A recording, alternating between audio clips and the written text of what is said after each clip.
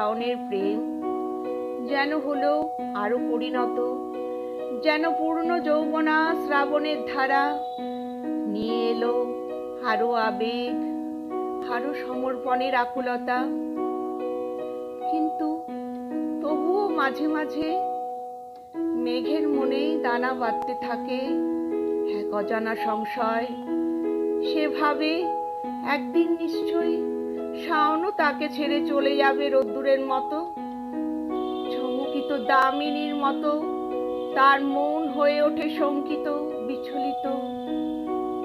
শাওনের বুকে মাথা রেখে মেঘ বলে ওঠে,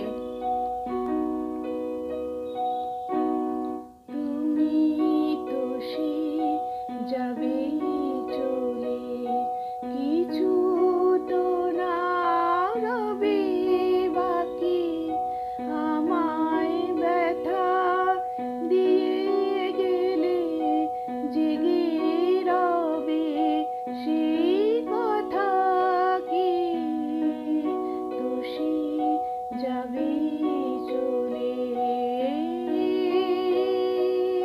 তুমি তো সে যাবে চলে।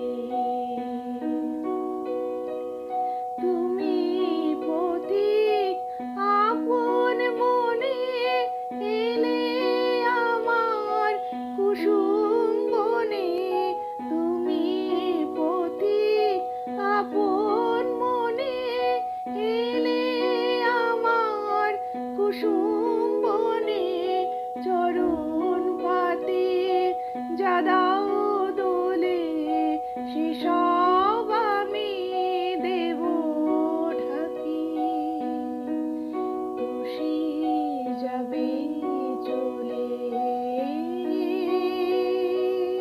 তুমি তো সে যাবে চলে, তুমি তো সে যাবে চলে।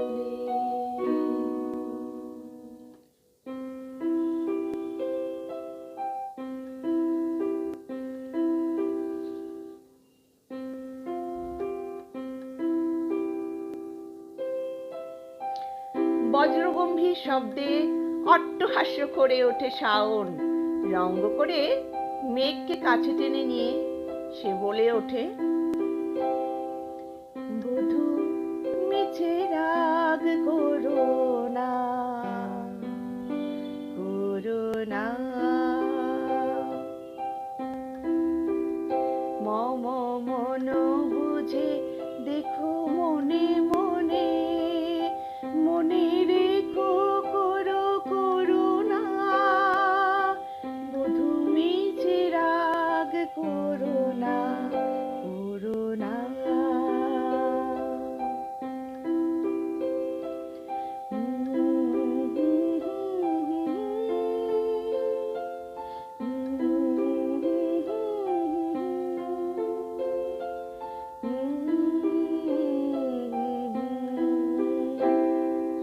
দিনেকেরও দেখা তিলেকেরও সুখ, ক্ষণিকেরও তরে শুধু হাসি মুখ, পলকেরও পরে থাকি বুক ভরে চিরজনমেরও বেদনা,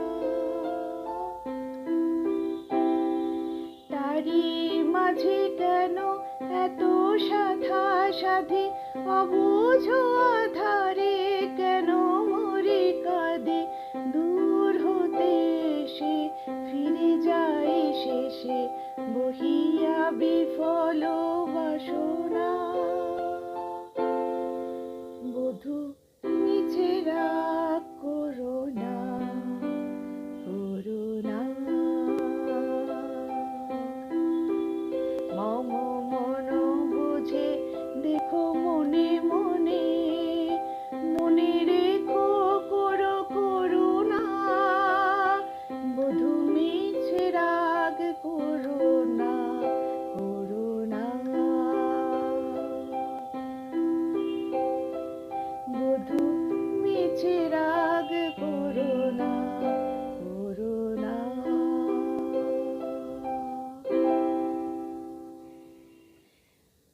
নিশ্চয়ই জানতে ইচ্ছা করছে মেঘ আর শাওনের মিলন চিরস্থায়ী হলো, নাকি রোদ্দুরই বা কোথায় গেল, সে কবে ফিরবে? দেখাই যাক। শুনতে হলে, জানতে হলে নিশ্চয়ই অবশ্যই শুনতে হবে পর্ব 3।